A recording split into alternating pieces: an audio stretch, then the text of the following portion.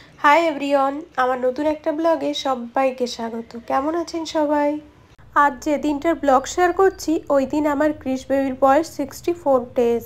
Can you believe it? Already 2 মাসের উপর হয়ে গেল। আজ আমাদের সকালটা শুরু হয়েছে একদম মিষ্টিভাবে। অ্যারাউন্ড 6টার সময় ক্রিশ ঘুম থেকে উঠলো। উঠেই ফার্স্ট ফিডিং দিলাম, তারপর একটু খেলা করলো। সকালবেলার ওর হাসি দেখলে অনেস্টলি মনে হয় দিনটা একদম ব্রাইট হয়ে যায়। ব্রেকফাস্টে আজ আমার মা বানিয়েছিল পেঁয়াজি আর সাথে মুড়ি।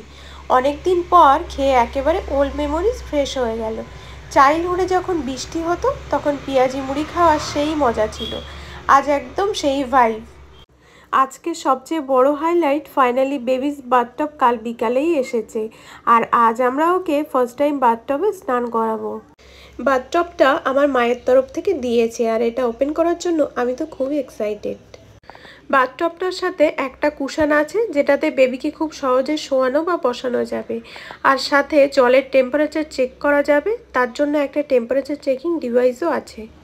এটা খুব সহজে ফোল্ড করেও রাখা যাবে যখন দরকারে লাগবে না, তাতে জায়গাও অনেক কম লাগবে। বিলিভ মি, এটা একেবারে লাইফ সেভার। আগে স্নান করাতে অনেক ঝামেলা হতো, কিন্তু বাথটবে স্নান করানো একদম ইজি আর সেফ লাগলো। বেবিও এত এনজয় করলো, জলে একদম রিল্যাক্স হয়েছিল। যদিও আজ আমরা খুব বেশি জল দিইনি, অল্প জলেই ওকে স্নান করানো হলো। অনেস্টলি বলছি, এটা খুবই কাজের জিনিস। নিউ মমসদের আমি সাজেস্ট করব বাথটব অবশ্যই নেওয়া উচিত। বেবিস কমফোর্ট আর মমস রিলিফ দুটোই একসাথে পাওয়া যায়। দুপুরে স্নানের পর মা ওকে তেল মালিশ করে দিল, তারপর ফিট করে কিছুক্ষণ ঘুমোলো।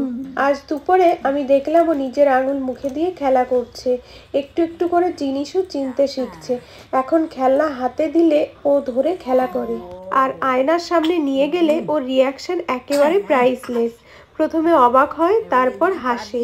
এই ছোট ছোট মোমেন্টসগুলো মাদারহুডকে সো ম্যাজিক্যাল করে তোলে। চলো এখন আমি তোমাদের সাথে শেয়ার করি আমার বেবির ডেলি রুটিন কেমন হচ্ছে। মর্নিং 6টার সময় উঠেই ফার্স্ট ফিড, তারপর কার্ডেল আর খেলা।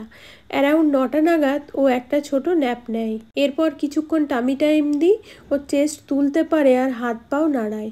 দুপুরে স্নান করার পর ফিট করে তারপর আরেকটা স্লিপ।